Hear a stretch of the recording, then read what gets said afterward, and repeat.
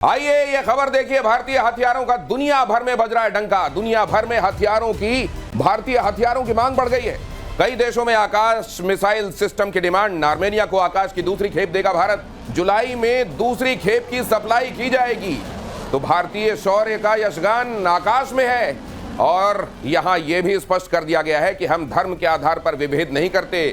जो इंसानियत के खिलाफ काम करता है उसका काम देखकर उसके साथ व्यवहार किया जाता है। मेजर गौरव आर्य जी, बहुत साफ संदेश है। और मुझे लगता है कि जितनी एम्बिग्विटी बीते दिनों अगर कहीं रह भी गई थी तो अब एकदम साफ हो गई। नहीं, बिल्कुल मुझे लगता है कि रक्षा मंत्री जी ने बिल्कुल दो टूक शब्दों में बताया और बहुत अच्छी बात करी कि तुमने धर्म देख के मारा, हमने तुम्हारा कर्म देख के मारा। यानी कि वी टारगेटेड टेररिस्ट स्पेसिफिकली। हमने चुन चुन के सिर्फ आतंकियों को मारा है। हमारा कभी ये मतलब था नहीं और ना हमने किसी सिविलियन को हाथ लगाया। और फौज के ऊपर तभी हमने हाथ लगाया पाकिस्तान में जब उन्होंने हमारे ऊपर हमला करा, वरना हमारा शुरू से ही ये कभी मंशा नहीं थी कि हम पाकिस्तानी आर्मी को भी टारगेट करें। It was initially a purely anti terrorist operation. और जहां कहीं भी आपको यह दिखाई दिया है, आपको मैं न जाने कितने सबूत ये दे दूंगा कि पाकिस्तान बिल्कुल हमास वाली तर्ज पर पाकिस्तान की आर्मी सिविलियन ठिकानों से अपने मशीन्स को वहां पर रखती है, अपने तमाम वॉर वेपन्स को वहां पर रखती है और इस तरीके से ऑपरेट करती है कि अगर कोलैटरल डैमेज हो तो फिर दूसरों पर यह आरोप लगा सके कि देखिए ये तो मासूमों को भी नहीं छोड़ते। लेकिन अब ये दुनिया में एक्सपोज्ड हैं। पाकिस्तान के दोस्त अजरबैजान को सबक सिखाएगा आकाश। आकाश के संदर्भ में चर्चा हो रही तो जरा ये भी जान लीजिए। एयर वाइस मार्शल पीके श्रीवास्तव आकाश की मैन्युफैक्चरिंग से लेकर उसकी बहुत सारी कहानी जानते हैं और हमारे साथ जुड़ने वाले हैं। आपको वो भी बताएंगे आकाश जिस तरीके से आकाश के जो शेयर हैं वो सोर कर रहे हैं। आकाश की डिमांड से खौफ में है तुर्की और अजरबैजान। आर्मेनिया को सप्लाई करने से अजरबैजान की नींद उड़ गई है। आप जानते हैं अजरबैजान और टर्की ये दो ऐसे देश हैं जिन्होंने खुलकर पाकिस्तान का समर्थन किया था। और अब आर्मेनिया को, आप जानते हैं अजरबैजान और आर्मेनिया के बीच में लगातार संघर्ष चलता रहता है। और आर्मेनिया को आकाश मिलने से अजरबैजान और टर्की की टेंशन बढ़ी हुई है। आकाश के संदर्भ में चर्चा हो रही थी। श्रीवास्तव सर, आपका इंतजार हो रहा था बड़ी शिद्दत से कि आप जरा ये बताएं कि आकाश जब बना रहे थे आप लोग, जब ये कॉन्सेप्ट के तौर पर आपके सामने आया था, आपको लग रहा था कि बड़े बड़े एयर डिफेंस सिस्टम की छुट्टी करने वाला है? आपने जो कहा ना, आजकल आकाश का नाम आयरन डोम 2 करके चल रहा है। तो जब हम लोग बना रहे थे और इसके हम परीक्षण कर रहे थे और इसको हम टेस्ट कर रहे थे तो हमारे पास, हम ये कहते हैं, बैटल हार्डेंड वेपन सिस्टम की कोई हमारे साथ वो नहीं थी, क्योंकि किसी बैटल फील्ड में इस्तेमाल नहीं हुआ था। तो सचमुच में आपको बता रहे हैं, जब ये आकाश चला, हम तो रिटायर हुए इतने साल हो गए, हमने इसको देखा, इसकी क्षमता को देख करके हमें एक तरीके की जो खुशी हुई है और जो गर्व हुआ है।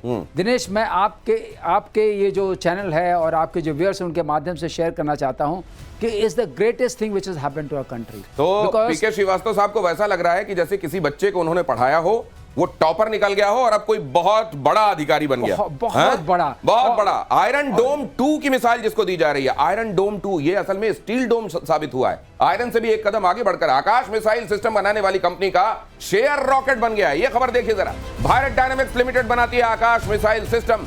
भारत डायनेमिक्स लिमिटेड के शेयर में आज भी बढ़ोतरी देखी गई। भारतीय हथियारों की मांग से डिफेंस शेयरों में तूफानी तेजी। हिंदुस्तान ये जो नई परिभाषा गढ़ रहा है, एक मैं चीज कह दूं, हाँ, क्योंकि इसमें मैं शामिल हूं। हाँ जी। ये जब हमने जब ज्वाइन किया था तो भारत डायनेमिक्स लिमिटेड जो है वो एंटिटी लिस्ट पे था। अच्छा, मतलब एंटिटी लिस्ट का मतलब ये होता है कि हम कोई भी ऐसा इक्विपमेंट नहीं खरीद सकते हैं जिससे हम कोई प्रिसिशन वाली चीज बना सकते। राइट। फ्लो फॉर्मिंग एक ऐसा इक्विपमेंट है जिसकी जरूरत पड़ती है रॉकेट मोटर बनाने के लिए, जिसके बिना कोई मिसाइल बन नहीं सकती है। ठीक है। तो वो एक बहुत बड़ा अवरोध था, आप तो प्रतिशोध कहते हैं, वो बहुत बड़ा अवरोध था। लेकिन उसको हमने किसी तरीके से पूरा किया। उसके बाद हम एंटिटी लिस्ट से बाहर आए तो हमारे मन में, हम लोग जो बोर्ड में बैठे तो हमने कहा कि हम सारे जो हमारे शेयर्स हैं वो गवर्नमेंट के पास हैं, क्यों नहीं थोड़े से पब्लिक में लाएं जिससे पब्लिक का पार्टिसिपेशन हो, उनके अंदर भी जोश आए। और आज देखिए शेयर ऊपर चढ़ रहा है और आपके माध्यम से सब लोग जान रहे हैं कि भारत डायनेमिक्स से शेयर खरीदो। नहीं तो ये दुनिया में जो हथियार निर्माता आज तक रहे, और दूसरा, जब भारत ये कहता है ना कि भारत का अभ्युदय होगा तो पूरी दुनिया का मंगल होगा।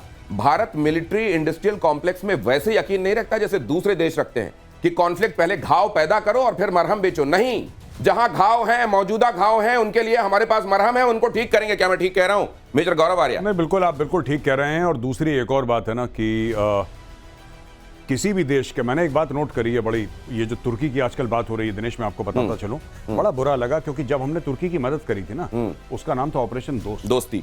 अब सोच लीजिए, आपने उनके सामने दोस्ती का हाथ बढ़ाया और आपको नहीं पता था वो हाथ नहीं है, वो सांप है, वो डस लेगा।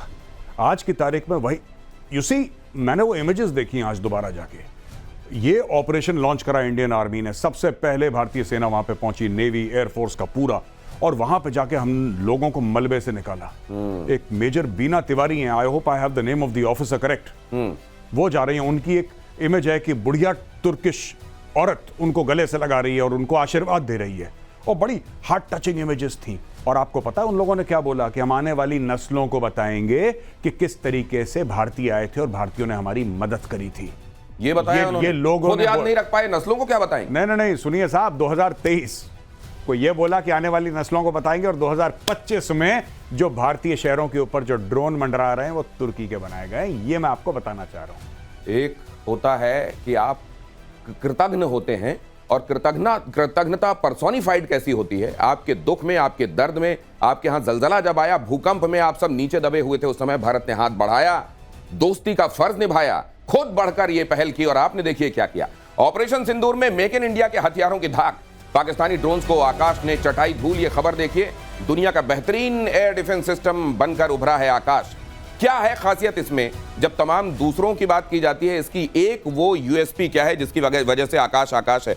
श्रीवास्तव सर, आकाश आकाश है क्योंकि ये टारगेट को समझ सकता है, ट्रैक कर सकता है और निशाने पर एकदम मार सकता है। तो यही तो बाकी भी करते हैं। यही बाकी नहीं कर पाते हैं। हम में एक प्रोबेबिलिटी होती है, आपको बता दें, जितने एयर डिफेंस सिस्टम्स होते हैं, मिसाइल सिस्टम्स होते हैं, उस सब में एक प्रोबेबिलिटी ऑफ डिस्ट्रक्शन होता है। वो प्रोबेबिलिटी आपकी किसी की 86% है, किसी की 88% है, इसकी 96% प्लस है, जो अपने आप में एक अलग बात है। अगर आपने 2 लॉन्च कर दिए तो 99% है सैल्वो मोड में। तो ये है, प्रिसिशन है इसकी खास बात। और दूसरी खास बात है कि और लोगों से कंपेयर करेंगे, इतना प्रिसाइज इक्विपमेंट जो इतना हाईली मोबाइल है और इतना अवेलेबल है, वो आपको सस्ते दामों में भी मिलेगा। तो न सिर्फ प्रिसीजन इतना खतरनाक कि लगभग अमोघ अस्त्र है कि निकला तो हिट करके टारगेट को नष्ट करके आएगा, और यह भी कि दूसरों से बहुत कॉस्ट इफेक्टिव है। तुर्की और अजरबैजान पर हिंदुस्तान के स्ट्राइक, अजरबैजान के दुश्मन नंबर 1 को दिए गए हैं हथियार। भारत के आकाश से अजरबैजान को एक साफ संदेश चला गया है, आर्मेनिया अब पहले से ज्यादा मजबूत है। ये जब यूएसएसआर का विघटन हुआ, असल में पाकिस्तान ने सबसे पहले रिकॉग्नाइज किया इसको, अजरबैजान को, कि हाँ, तुमको देश के तौर पर हम मान्यता देते हैं। जैसे अगर मुर्गा बांग नहीं देता तो सवेरा नहीं होता, लेकिन मुर्गे की उस बांग को ऐसा आज तक निभा रहा है अजरबैजान को भी ये समझ में नहीं आ रहा है कि वो किसको पाल रहा है। मेजर आर्या, नहीं, बिल्कुल, आपने बिल्कुल ठीक बोला। और ये पाकिस्तान का, देखिए पाकिस्तान क्यों करता है ये सब, मैं आपको बताता हूं।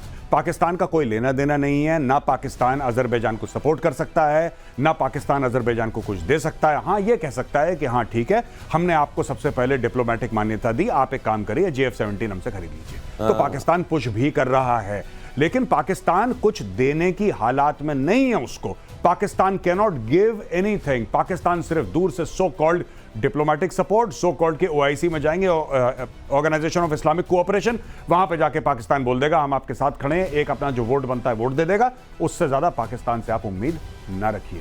हम बहुत जा रहे थे बाकू, लेकिन अगर आपका चरित्र होगा जैसे कि एक डाकू, तो फिर आप सावधान रहिए। अब आकाश में भी निगाह रखिए। और तुर्की के खिलाफ भारत की एक और स्ट्राइक, तुर्की की कंपनी सेलेबी एविएशन से करार रद्द। सेलेबी एविएशन के साथ भारत का करार रद्द। भारत में 9 एयरपोर्ट्स की ग्राउंड हैंडलिंग देखती रही है कंपनी। तो सेव बंद, मार्बल बंद, मकलावा बंद, साथ में वहां शूटिंग बंद। और अब यह भी देख लीजिए कि यहां जो एयरपोर्ट संभालने का काम जो मिला हुआ था साझेदारी में, वो भी बंद, क्योंकि यहां ये जनभावना इसको लेकर लगातार उबाल मार रही है कि अब वो लोग बिल्कुल बर्दाश्त नहीं है जिन्होंने हिंदुस्तान के साथ वफादारी नहीं निभाई। नहीं, बिल्कुल। और भारत ने, मुझे ऐसा लगता है कि बहुत ज्यादा कॉम्प्रोमाइज करा है, क्योंकि तुर्की जो पाकिस्तान प्रेम है उसका नया नहीं है, आज से नहीं, शुरू से ही पाकिस्तान प्रेम है।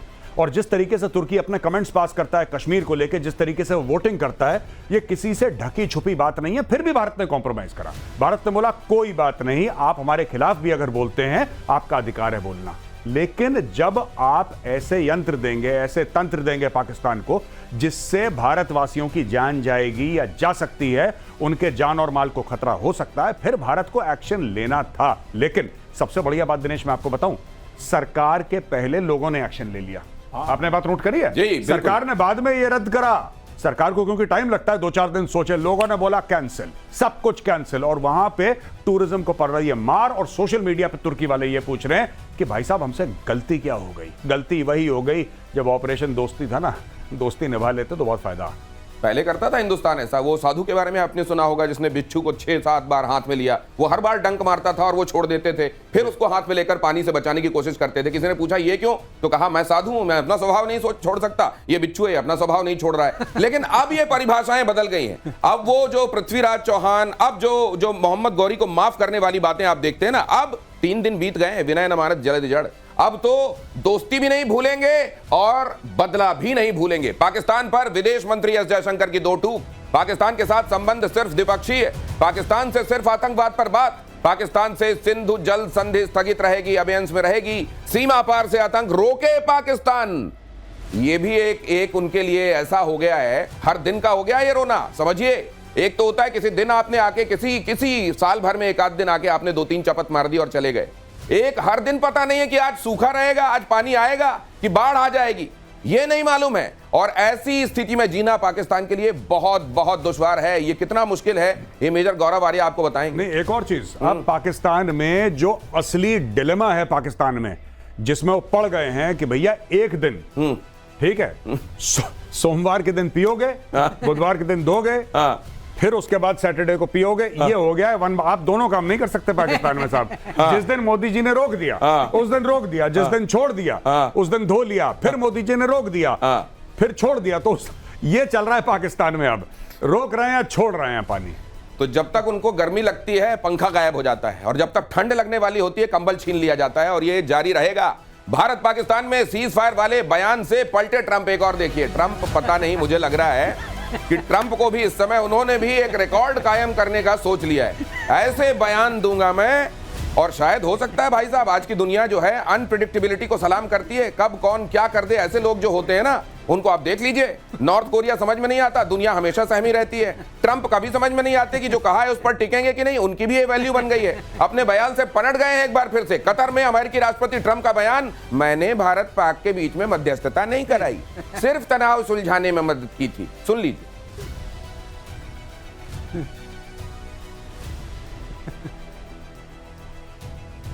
खैर अंग्रेजी में है, मैंने आपको बता दिया सार, इसका सार क्या है वो बता दिया, और जहां पर बोला वहीं की तस्वीरें आप देख रहे हैं।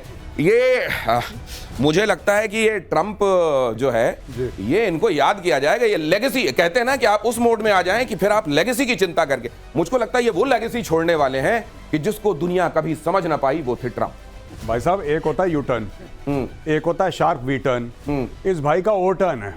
इसका कुछ नहीं पता। ये दोपहर को 12 बजे क्या बोलता है, 3 बजे क्या बोलता है। अभी तो डंके की चोट पे पूरी दुनिया को बता रहा था कि मैंने दोनों को बोला, देखो तुम्हें ट्रेड का फायदा होगा। याद है आपको?